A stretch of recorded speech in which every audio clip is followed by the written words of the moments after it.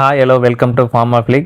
MRB Pharmacist Preparation Day 47ல இன்னைக்கு என்ன பார்க்க போகிறோம் அப்படின்னா Pharmaceuticsல டஸ்டிங் பவுடர்ஸ் தான் பார்க்க போகிறோம். Dusting powders are finely divided powders intended for application to the skin, particularly in areas where friction occurs or in skin folds to reduce friction, absorb moisture, protect the skin. மெயினாக ஸ்கின்னை protect பண்ணுறதுக்காகவும் moisture observe பண்ணுறதுக்காகவும் ஃப்ரிக்ஷனால் வரக்கூடிய பிரச்சனைகளை வந்து control பண்ணுறதுக்காக use பண்ணக்கூடியது தான் dusting powders. Okay, types with examples பார்ப்போம். Absorbent dusting powders example வந்து டால்க் ஸ்டார்ச் அப்சார்பண்ட்டாக ஆக்ட் ஆகும். இப்போ மாய்ச்சர்லாம் இருக்குது அப்படின்னா அந்த இடத்துல போட்டோம் அப்படின்னா நமக்கு என்ன ஆகும் அப்படின்னா அப்சார்ப் ஆகி ஸ்கின்னு ட்ரையாக வச்சுக்கும்.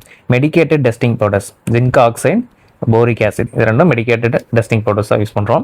அடுத்து protective dusting powders zinc oxide plus calamine, இதெல்லாம் சன் பர்னிங்லேருந்து ப்ரொடெக்ட் பண்ணுறதுக்கு யூஸ் ஆகும். அடுத்து ஆன்டி ஃபங்கல் டஸ்டிங் பவுடர்ஸ் பார்த்தோன்னா clotrimazole, miconazole. Astringent dusting powders zinc oxide, calamine.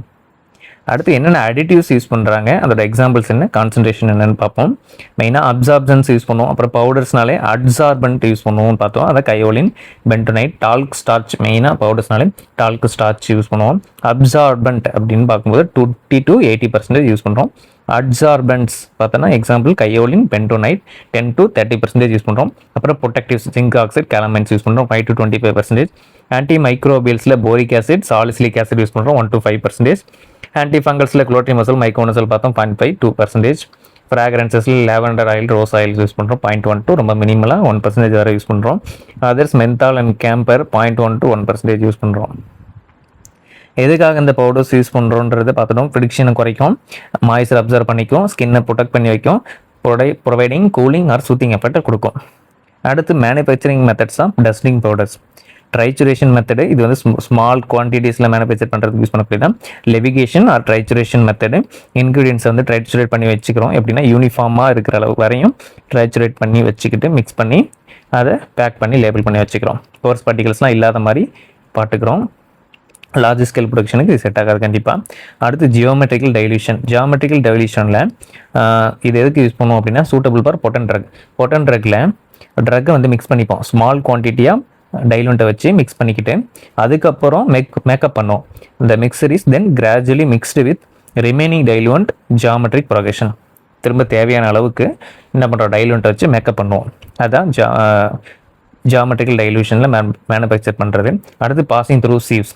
சீவ்ஸில் after மிக்சிங்க்கு அப்புறம் இந்த பவுடரை பாஸ் பண்ணுறோம். சூட்டபிள் சீவ்ஸ் வச்சு பாஸ் பண்ணும்போது அங்கே லம்ப்ஸ் எல்லாம் பிரேக் பண்ணிவிட்டு கோர்ஸ் பார்ட்டிகல்ஸ் ரிமூவ் பண்ணிடும். என்ன பண்ணுது அப்படின்னா ஃபைன் அண்ட் யூனிஃபார்ம் பார்ட்டிகல் கிடைக்கும். காமனாக 44 to 85 அந்த சீவ்ஸ் தான் யூஸ் பண்ணுறோம். அடுத்து மெக்கானிக்கல் மிக்சிங்னாலே புரியும் நமக்கு எந்த வீகான் பிளெண்டர் இது மாதிரி யூஸ் பண்ணுறாங்க.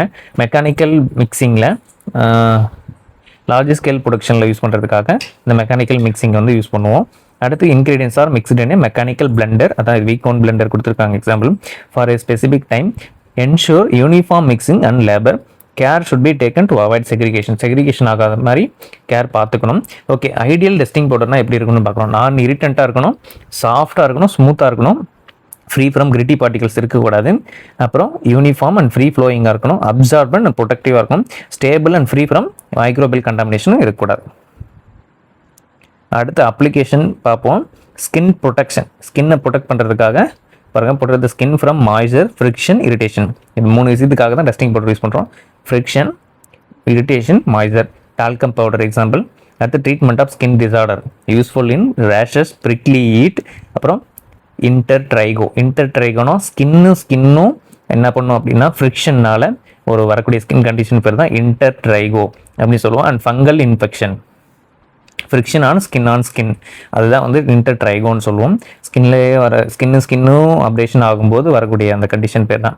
எக்ஸாம்பிள் பார்த்தீங்கன்னா குளோட்ரிமசோல் டஸ்டிங் பவுடரை யூஸ் பண்ணி இந்த மாதிரி ஸ்கின் கண்டிஷனுக்குலாம் யூஸ் பண்ணலாம். For infants keeping the skin dry and soft prevents diaper rash. For இன்ஃபன்ட்ஸுக்கு கேலமைன் டஸ்டிங் பவுடர் யூஸ் பண்ணுவோம். அடுத்து டியோட்ரண்ட் ஸ்வெட்டை அப்சர்வ் பண்ணிக்கிட்டு பாடி ஓடர் ரெடியூஸ் பண்ணோம். Zinc oxide dusting powder. After minor injuries, minor இன்ஜுரிஸ்க்கு என்னென்ன யூஸ் பண்ணுவோம், போரிக் ஆசிட் டெஸ்டிங் பவுடர் பார்த்தோம்ல அது மாதிரி இது என்ன பண்ணுவோம், ஸ்கின்னை ட்ரையாக வச்சுக்கும், க்ளீனாக வச்சுக்கிறதுக்கு யூஸ்ஃபுல்லாக இருக்கும். அடுத்து அட்வான்டேஜஸ்ன்னு பார்த்தோம் அப்படின்னா ஈஸி டு அப்ளை, ஈஸியாக அப்ளை பண்ணிக்கலாம். Provide soothing and cooling effect, moisture observe பண்ணிக்கும், ஸ்கின்னை ட்ரையாக வச்சுக்கும், ஸ்கின்னை ப்ரொடெக்ட் பண்ணும், ஃப்ரீ ஃப்ரம் ஃப்ரிக்ஷன்லேருந்து ஸ்கின்னை ப்ரொடெக்ட் பண்ணும், இரிட்டேஷனை வந்து குறைக்கும், useful in various skin problems and infections, safe and economical, convenient to use. டிஸ்அட்வான்டேஜஸ்ன்னு பார்த்தோம் அப்படின்னா ஏன்னா நம்ம மாய்ஸ்சர் அப்சர்வ் பண்ணும்போது ஸ்கின்னை ட்ரைட் பண்ணுறதுக்கான சான்சஸ் நிறைய இருக்குது. மேக்காஸ் ட்ரைனஸ் இஃப் எக்ஸசிவாக யூஸ் பண்ணோம் அப்படின்னா ட்ரைனஸ் காஸ் பண்ணிடும். இன்ஹலேஷனாக பவுடர் ரெஸ்பிரேட்டரி ட்ராக்கில் இரிட்டேஷனை காஸ் பண்ணோம். இன்ஹலேஷன் பண்ணிட்டோம் அப்படின்னா not suitable for wounds and oozing lessons. இந்த மாதிரி வடிகிற புண்ணுக்கு அதுக்கெலாம் வந்து செட் ஆகாது, ஏன்னா பவுடர் வந்து வெளியே கரைஞ்சி வந்துடும், செட் ஆகாது. Caking may occur in humid condition, climate வந்து ஹியூமிடாக இருந்துச்சுன்னா கட்டிக்கும் அப்படின்னு சொல்கிறாங்க. Some powders may cause allergic reaction in sensitive individuals, சென்சிட்டிவாக இருக்கும் இண்டிவிஜுவல்ஸ்க்கு அலர்ஜிக் ரியாக்ஷனை காஸ் பண்ணோம். அதுக்கு அடுத்த சப்ஜெக்ட் பார்மகாக்னசியில் இன்னைக்கு ஜெலாட்டின், ட்ரககாந்த், குவார்கம் பார்ப்போம். ஜெலாட்டினோட பயாலஜிக்கல் சோர்ஸ் என்ன அப்படின்னா skin, ligaments, tendons and bones of அனிமல்ஸோட இதுலேருந்து தான் எடுக்கக்கூடியது. கான்ஸ்டியூன்ஸ் என்ன இருக்குது அப்படின்னா ப்ரோட்டீன் தான். ஜெலாட்டின்றது ஒரு ப்ரோட்டீனு. என்ன இருக்கும் அப்படின்னா மோஸ்ட்லி லைசின்ற அமினோ ஆசிட் தான் இருக்கும். ஸோ ஜெலாட்டினில் மோஸ்ட்லி என்ன இருக்குது அப்படின்னா லைசின்ற அமினோ ஆசிட் தான் இருக்குது. ஜெலாட்டின்றது ஒரு ப்ரோட்டீன், குளூட்டின் அப்படி சொல்கிறோம். யூசஸ் பார்த்தோம் அப்படின்னா manufacture of soft gelatin, hard gelatin capsule, pharmaceutical இண்டஸ்ட்ரியில் இதை இப்படி யூஸ் பண்ணுறோம். அடுத்து ட்ரககாந்த்னு பார்த்தோம் அப்படின்னா அஸ்ட்ராகாலஸ் கம்மி ஃபயர் பயாலஜிக்கல் சோர்ஸு. இது ஒரு கம்மு தான், ட்ரககாந்த் கம்மு. ஃபேமிலி லெகுமினேசியா ஃபேமிலி, ட்ரககாந்தின் இருக்குது, ட்ரககாந்திக் ஆசிட் இருக்குது. அப்புறம் பசோரின், இது யூஸ் வந்து திக்கனிங் ஏஜென்ட்டாகவும் டெமல்சென்ட்டாகவும் யூஸ் பண்ணுறோம். அடுத்து குவார்கம்முக்கு சினானிம் என்ன அப்படின்னா ஜாகுவார் கம்னு இன்னொரு பேர் இருக்குது.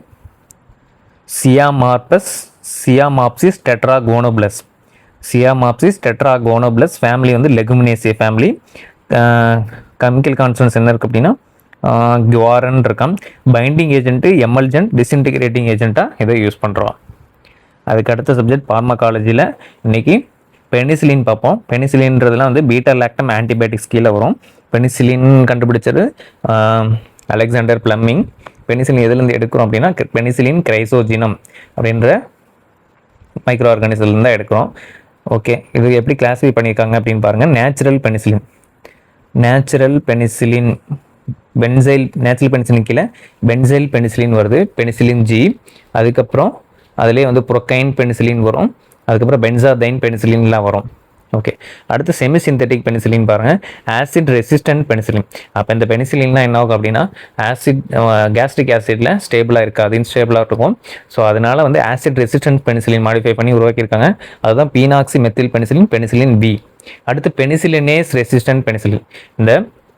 இந்த பாக்டீரியாக்கெலாம் நம்ம கொடுக்கும்போது அந்த பாக்டீரியாலாம் என்ன ஆகும் அப்படின்னா அதுக்கு எகெயின்ஸ்டாக நம்ம கொடுக்குற ட்ரக்குக்கு எகெயின்ஸ்டாக ஒரு இதை ப்ரொடியூஸ் பண்ணோம். அதுதான் வந்து பெனிசிலினேஸ். அந்த என்சைமை ப்ரொடியூஸ் பண்ணி பீட்டா லாக்டம் ஆன்டிபயோட்டிக்ஸ் தான் அந்த பீட்டா லாக்டம் ரிங்கை பிரேக் பண்ணுறதுக்காக அந்த பெனிசிலினேஸ் அப்படிங்கிற என்சைமை ப்ரொடியூஸ் பண்ணோம். அதுதான் வந்து பெனிசிலினேஸ். அந்த பெனிசிலினேஸுக்கு ரெசிஸ்டண்ட்டாக நம்ம பெனிசிலின் உருவாக்கியிருக்கோம். அதுதான் வந்து மெத்திசிலின், கிளாக்ஸிசிலின், டைக்ளாக்ஸிசிலின். அடுத்து அமினோ பெனிசிலின்னா எக்ஸ்டெண்டட் ஸ்பெக்ட்ரம் கீழே தான் வரும். Ampicillin, bacampicillin, amoxicillin. அப்புறம் பாருங்கள் கார்பாக்சி பெனிசிலினும் எக்ஸ்டெண்டட் ஸ்பெக்ட்ரம் கீழே தான் வரும். கார்பெனிசிலின், டைகாராசிலின், அப்புறம் யூரைடோ பெனிசிலின். அது கீழே ரைடோ பெனிசிலின் கீழே பைப்பரசிலின், மெஸ்லோசிலின். கார்பாக்சி பெனிசிலின் கீழே கார்பெனிசிலின், டைகாராசிலின். ரைடோ பெனிசிலின் கீழே பைப்பரசிலின், மெஸ்லோசிலின்லாம் வருது. அடுத்து beta lactam antibiotics. Beta lactamase inhibitor யார் அப்படின்னா clavulanic acid, sulbactam, tazobactam. Okay, இப்போ இதை மெக்கானிசம் ஆஃப் ஆக்ஷன் பார்ப்போம். Inhibit synthesis of bacterial cell wall சிந்தசிஸை இன்ஹிபிட் பண்ணுது. So bind to penicillin binding ப்ரோட்டீன்ஸோட பைண்ட் ஆகி இது ஆக்ஷனை ப்ரொடியூஸ் பண்ணுது. Prevent cross linking of peptidoglycan செயின்ஸில் கிராஸ் லிங்கிங்கை ப்ரிவென்ட் பண்ணுது. ரிசல்ட் என்ன ஆகுதுன்னா செல் வால் வீக்கண்ட் ஆகுது. ஸோ செல் லைசிஸ், அப்புறம் பாக்டீரிசைடல் ப்ரொடியூஸ் பண்ணுறது. இது வந்து கிராம் பாசிட்டிவ் பாக்டீரியாவில் மட்டும்தான் எஃபெக்டிவாக இருக்கும். பாக்டீரிசைடல் எஃபெக்டாக ப்ரொடியூஸ் பண்ணும். கிராம் நெகட்டிவ் பாக்டீரியாவில் எஃபெக்டிவாக இருக்காது.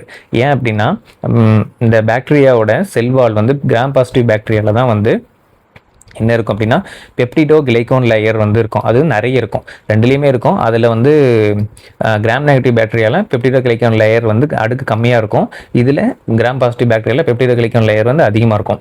இந்த பெப்டிடோ கிளைகோன் லேயரில் தான் என்ன அமினோ ஆசிட் இருக்கும், அமினோ சுகர்ஸ் இருக்கும் அப்படின்னா என் அசிட்டைல் முராமிக் ஆசிட் நாம்னு இருக்கும், அப்புறம் என் அசிட்டைல் குளுக்கோசமைன் இருக்கும். ஸோ இதில் ஒரு என்சைம் வந்து வரும், டிரான்ஸ்பெப்டிடேஸ். இதில் தான் வந்து இந்த பெனிசிலின் போய் பைண்ட் ஆகும். பெனிசிலின் பைண்டிங் ப்ரோட்டீன், அதை தான் சொல்கிறோம் டிரான்ஸ்பெப்டிடேஸ். இந்த டிரான்ஸ்பெப்டிடேஸ் தான் என்ன பண்ணும் அப்படின்னா அலனைன் அப்படிங்கிற ஒரு ஸ்டாண்டை வந்து ரிமூவ் பண்ணும். அலனைன்ங்கிற அமினோ ஆசிடை ரிமூவ் பண்ணி கிளைசின் வந்து அட்ஜசன்ட் ஸ்டாண்டோட லிங்கேஜ் கிராஸ் பண்ணுறதுக்கு இது ஹெல்ப்ஃபுல்லாக இருக்கும். யார்? பெப்டிடேஸ், டிரான்ஸ்பெப்டிடேஸ் அப்படிங்கிற ஒரு என்சைம் தான். அதை தான் பெனிசிலின் பைண்டிங் ப்ரோட்டீன் சொல்கிறோம்.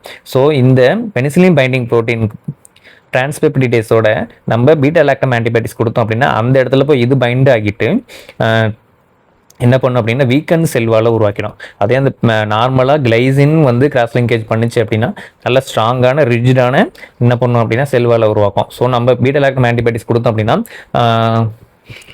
ஸ்டேபிள் இல்லாமல் வீக்காக இருக்கக்கூடிய செல்வால் உருவாக்கிடும். ஸோ அதனால வந்து அந்த பாக்டீரியாவோட செல்வால் வந்து என்ன இருக்கும், வீக்காக இருக்கும். அதனால பாக்டீரிசைடல் எஃபெக்ட் ப்ரொடியூஸ் பண்ணிடும்.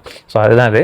இதே கிராம் நெகட்டிவ் பாக்டீரியா ஏன் வந்து இன்எஃபெக்டிவாக இருக்குது அப்படின்னா அந்த இடத்துல பெப்டிடோ கிளைகோன் லேயர் ரொம்ப கம்மியாக இருக்குது. பெப்டிடோ கிளைகோன் லேயர் இங்கே கிராம் பாசிட்டிவ் பாக்டீரியா தான் அதிகமாக இருக்கும். ஸோ அதனால தான் அங்கே இது நல்ல எஃபெக்டிவாக இருக்குது பெனிசிலின்ஸ். இது செல் லைசிஸ் தான் ப்ரொடியூஸ் பண்ணும். அது செல் லைசிஸை ப்ரொடியூஸ் பண்ணுறதுனால பாக்டீரிசைடல் ப்ரொடியூஸ் சொல்கிறோம்.